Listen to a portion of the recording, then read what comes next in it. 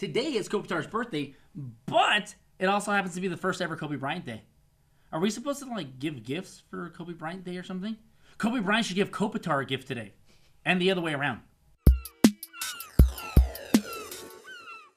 Coming to you pre-tape from the Best Co Show studios. This is the Best Co Show. I'm your host, Albert Aguilera. That's my producer, Curtis Sage. Curtis, surprise, surprise, motherfucker. The king is back. Okay, so Conor McGregor is who you're referring to. Mystic Mac. Mystic Mac is back. Albert, we have a UFC. We have a combo show today. We do have a combo show today. We're going to be talking UFC. Tag team. Oh, gosh. I don't know if I'm going to like this. We're going to talk UFC 202. What an amazing event that was. Mystic Mac. Is that what I need to call him now? You can call him Mr. Mac. Okay. You call him the king. Okay, whatever. Irish potato farmer. I don't think he farms He doesn't potatoes. go by that? No, okay. no. Mystic Mac is back. Rumble Johnson. Oh, my God. That. He's a scary dude. We're going to actually talk SummerSlam. I don't even know what SummerSlam is. I'm just letting you know. You're terrible. Okay. You're the worst. We're going to talk that. So how are you producing my show? I just don't. Okay, we'll get into that. Demon King for a day. And how about Brock Lesnar? Was he off script? This is important. Okay, this is the part I like about what we're going to talk about SummerSlam is Brock Lesnar being off script because that makes it fun for me. But otherwise, on script doesn't. Anyways, but more importantly, we have a guest today. We do have a guest. Guys, she's a former member of the LA Kings Ice Crew, former in-arena host at Staples Center for the Los Angeles Kings, is currently now working for Fox Sports, doing stuff for the Buzzard with Fox Digital, and she's one of the co-hosts of the Fox Compadres podcast. You like how I said that in Spanish? It was good. Compadres? It was good. Joining us live, but pre-tape for you guys at home via the magic of the Skype, our friend and yours, Miss Carrlyn Bathe. Woo! Hey everybody, how's it going? Carrlyn, thank you so much for wasting your Wednesday morning with us. As you know, we're big within the Kings community. We're the #1 video podcast that the Kings have. Wait a minute. What? I think we're the only. Aren't we the only one? Well, that doesn't make my statement any less true. Okay. Okay. Anyways. The one and only. The one and there you only. go. The one that's and why. only. That's by default we're #1. Yes. I'm not going to not claim that. Yes. So, anyways, Jesus. I'm just. The fan base wants to know, Carrlyn, why did you abandon us like Luch did? Oh my goodness. You abandoned us. To People are come to crying. Fox Sports. I had a really good opportunity presented to me toward the end of the season, and that's what I've been working toward my whole life was to get someplace like this. So even though I had to leave the Kings, I mean, how can you say no to Fox, honestly? There we go. That's true. Now, I know going into the Stanley Cup final with the Sharks and the Penguins, you were up north in San Jose, and you were getting a lot of shit via the Twitter because there's a lot of ignorant folks on the interwebs. Oh my gosh, sports fans, diehard sports fans are so particular. If you're a Kings fan, you don't understand if anybody else is anything otherwise. So it's not like I was there as a Sharks fan. I was there as a hockey reporter, which I think people didn't understand. So it just looked like I hopped ship and then all of a sudden was in San Jose. So I never let that stuff get to me. It's just hilarious. But what the hell, you guys? It's crazy, right? Like we know you're a Flyers fan because of your father. We know you're a Kings fan because you are an adoptive daughter of Los Angeles now. Yes. And even though you're dating a Ducks fan, which is kind of weird, but it's okay. We still love you. We're not good with that, actually. Are we good with that? Yes. We actually met through hockey, and he ended up being a Ducks fan, and there's nothing I can do about it. Really? And we have the worst, relationship rivalry where he'll put Duck stickers on my things and not tell me. He bought me a Ducks jersey to hang up in my closet. Oh, God. And just to troll me, he's the ultimate troll. And it's fun, but it's brutal. Promise you'll never wear that jersey. Just promise us. I don't care what he says. Oh, I won't, I promise. Okay, good. All right. I think. No, I won't. Maybe. No, I won't. Oh, now you said that really dicey. No, I'm starting to think you have. Did you lose the bet and have to wear it, and there's a picture of you somewhere on the internet that I need to find and post? No, there's not. Are you sure? Definitely not. Okay, all right. I'll believe her. All right. So this past weekend, we had UFC 202, and we had SummerSlam back-to-back. Leading into it, you had this presser with Conor McGregor and Nate Diaz where they're throwing water bottles at each other, and Jake Shields picked up some guy's coffee and threw it across the room. And then leading into that, you even had Conor McGregor talking a lot of shit about the WWE superstars. So it was back and forth. Do you believe any of that was legitimate, or it was both of these guys working together saying, hey, we have pay-per-views this weekend, let's fucking get those sales in? I'm not sure if it was them working together. I think originally Conor had some sort of, not ties with the WWE, but they were amicable with each other. And then after that, I honestly think he made some real and true statements from his heart without understanding the WWE business and actually offended people on the roster. So I think at first it was all fun and games before this weekend even happened. And then when Conor said the things that he said, I think that was off the cuff. And, you know, when you talk shit, people are going to come back at you and make you feel like a jerk about it. So, and he's very defensive. So I don't think that was all a work. I think that was from his heart. Mystic Mac, and that was the backlash that he got.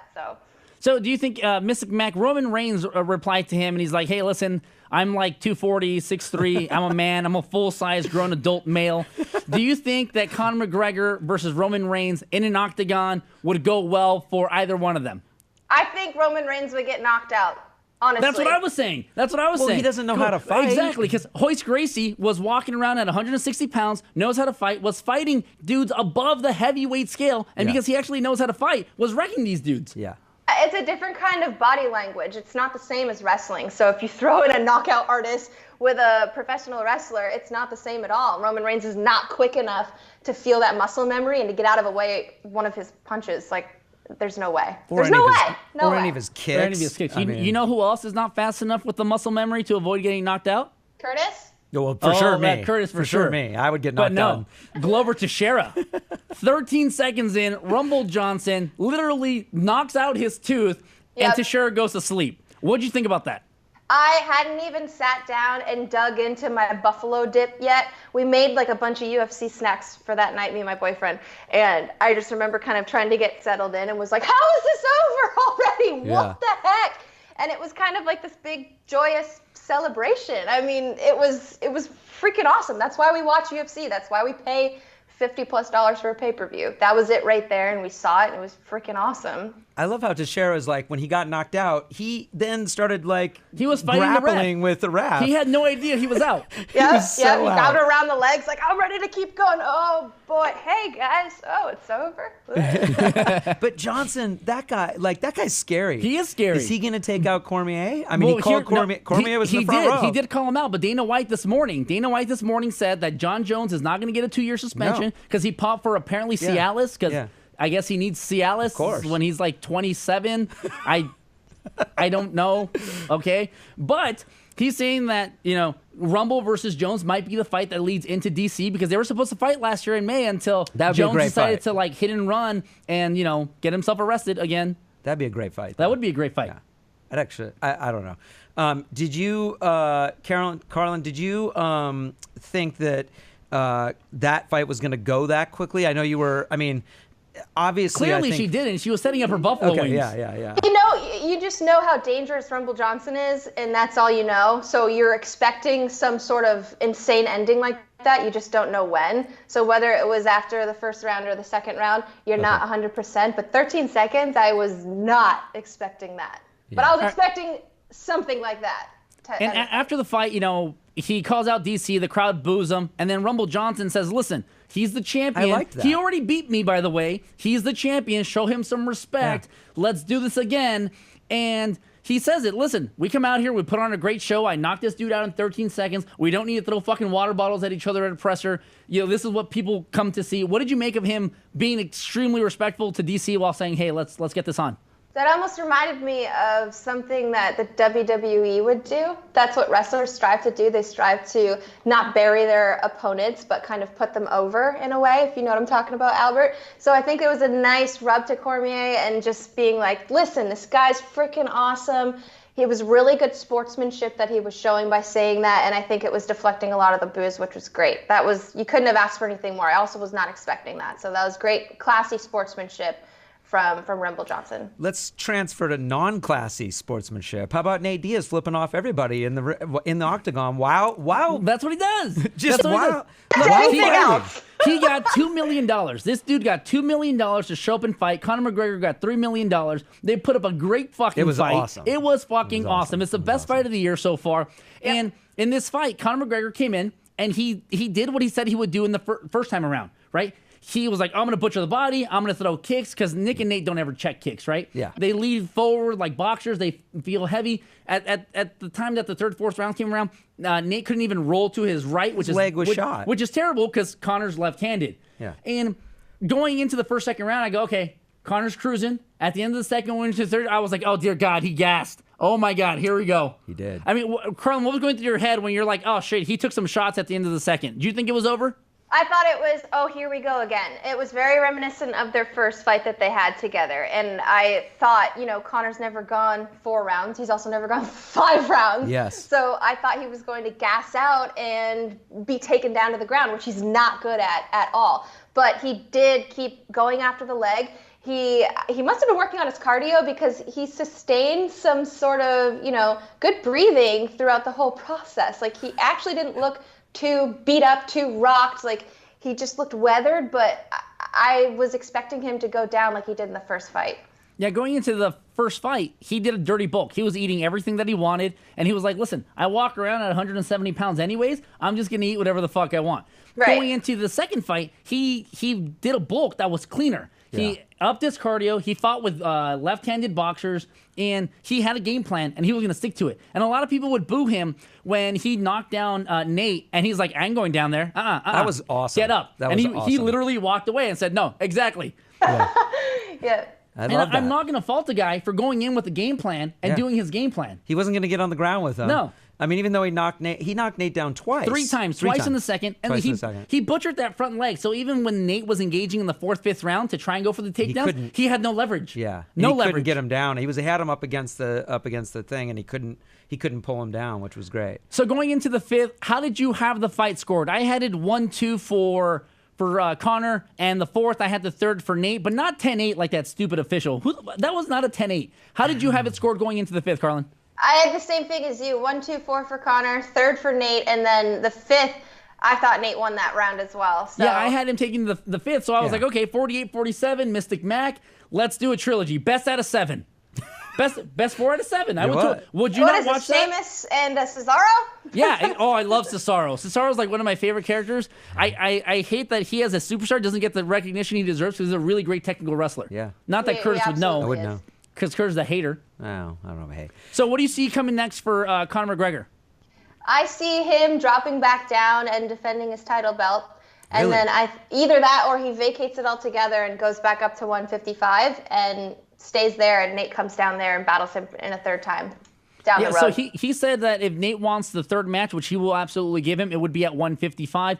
Yep. Now, online bettors have Conor McGregor favored -180 versus Jose Aldo, -180 versus Eddie Alvarez, the champion, at 155, and they have him favored -170 in a trilogy match. So anywhere he goes, he's going to have the edge, and he has the experience to beat these guys. I think he gets it done.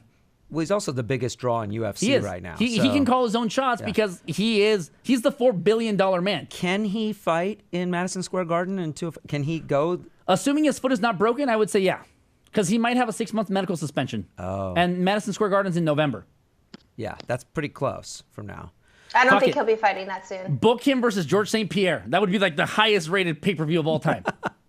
I don't think it would happen, though. Now, Carrlyn, can we talk about Albert's getup that he has today? Can you? Hey, this is a $750 cashmere scarf. I do. Okay, great. Got some Chris Jericho vibes going on right now. Oh, drink real. it in. Drink it in, Carrlyn. Drink it in.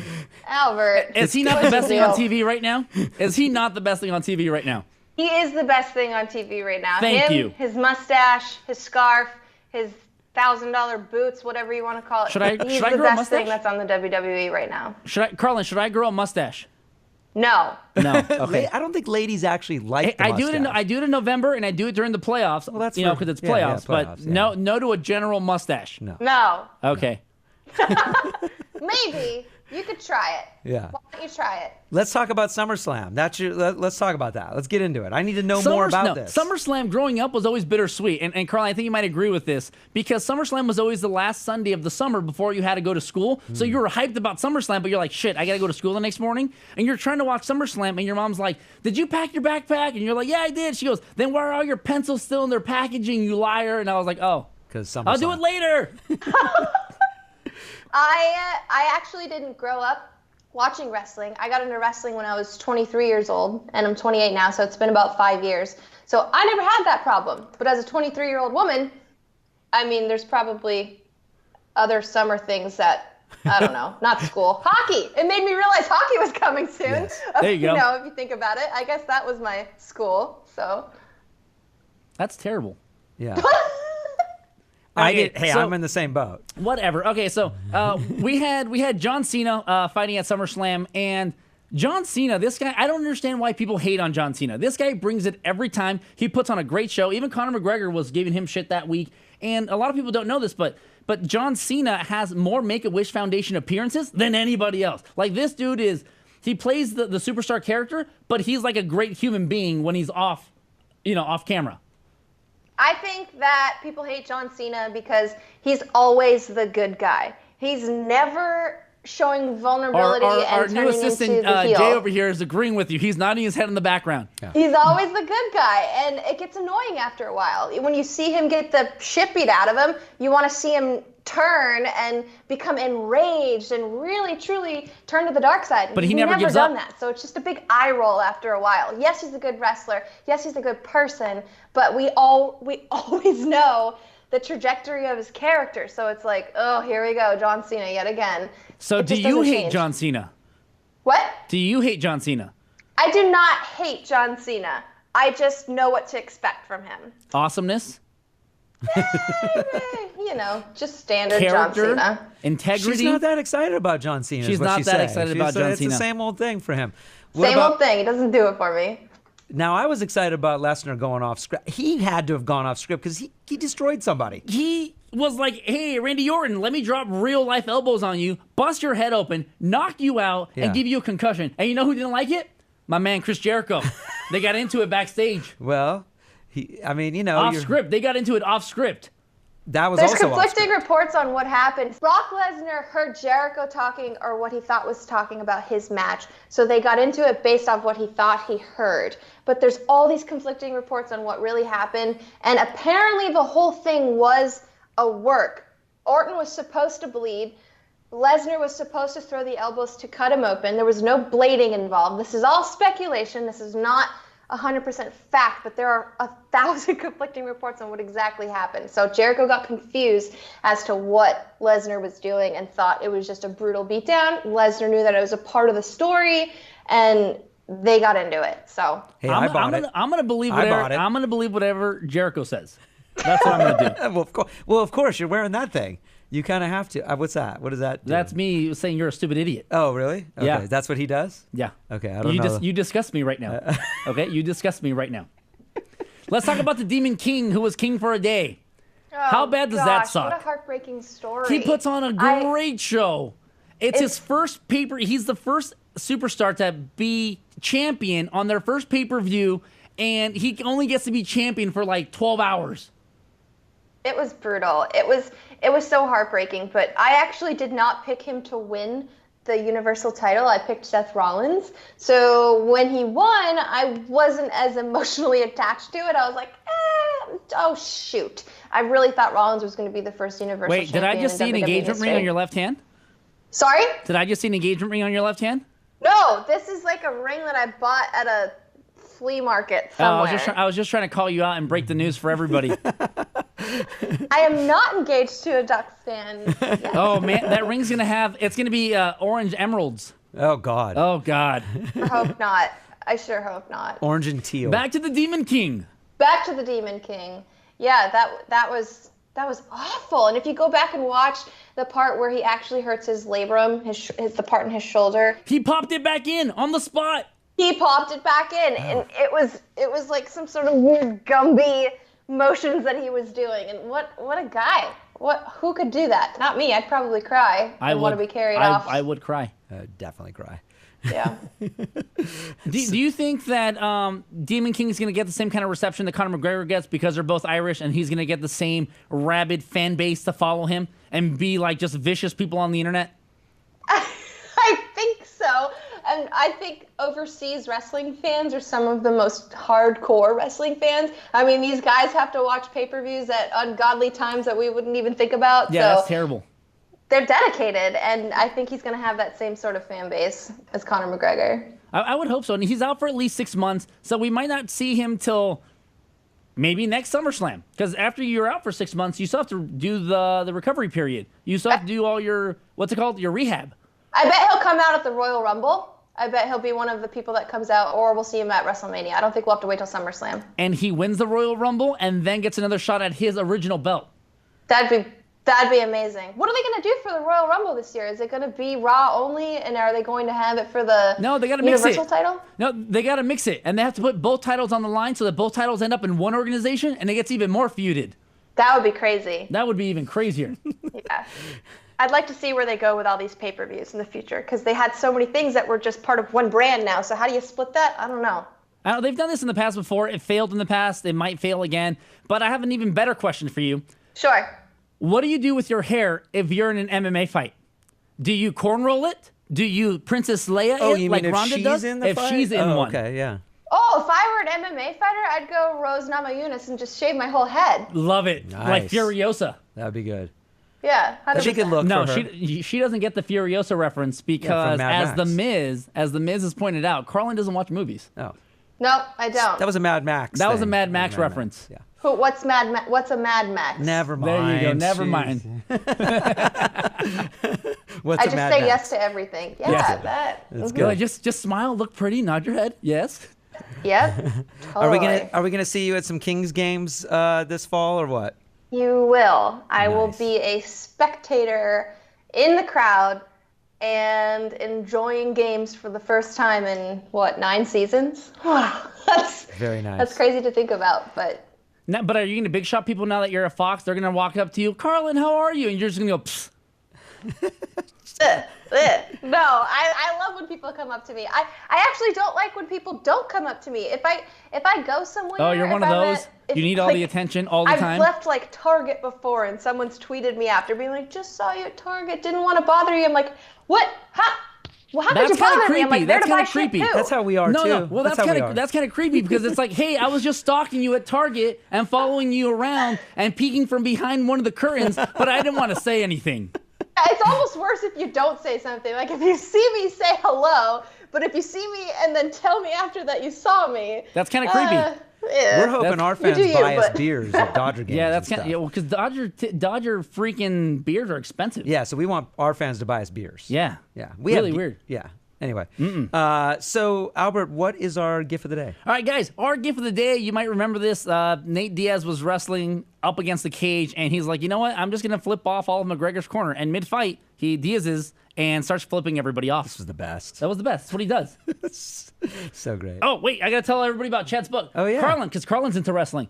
Guys, Ooh. Chad done this. He gave us his debut novel, Champion of the World. It's a book about wrestling, and he autographed it, and we're going to give it away to one of you guys. So look on the Twitter for that. Because we've been giving away a bunch of shit this summer. We have. Because it's been really slow, and there's no hockey, and we have a bunch of hockey shit to give away, and people like giveaways for some reason. Yes. Well, people like free shit. They like free shit. People love free shit. Yeah. But yeah, guys, check out Chad's book, because we're going to give it away to you guys. He was on our show. And Chad was on our show a few weeks ago. Yeah. Carrlyn, do you have anything you'd like to plug? I'd love to plug our wrestling podcast that's here at Fox Sports. It's called The Wrestling Compadres. You can follow us on any podcasting app. You can subscribe to us on iTunes. And we have new episodes every Wednesday. It's really awesome. Oh, We have just like us. amazing, Just like us. amazing Wait. WWE superstars. Does that mean we're like competing with each other now? Because you're ours on are Wednesdays, we're on Wednesdays? Our don't think Wednesdays we at are. midnight, so we beat you like a... Is this going to be like you guys are Raw and we're SmackDown? Yeah. Wait. Yes? Well, it could be the other way around. I don't mind. We could. I'll be let Raw. you draft first. How's that? You can draft first. Okay. All right, Sounds guys. good. All right, guys, but that's been our show. Don't forget to stalk Carrlyn on Twitter at Carrlyn Bathe. Don't forget to stalk us on Twitter at Best Coast Show. You can find us on iTunes and all the other places you can find Carrlyn. And now this is a rivalry. Our fans versus your fans. This is going to be great. Oh, we're going to troll you so hard. But we don't cover WWE that much. We don't, but we ever. still cover other stuff. We're going to troll you so hard. This is going to be great. Thanks for being on the show, All right, Carl. Carrlyn, thank you so much for being on the show. We really appreciate your time. Thank you. All right, guys, that's been our show, and you guys have a good night.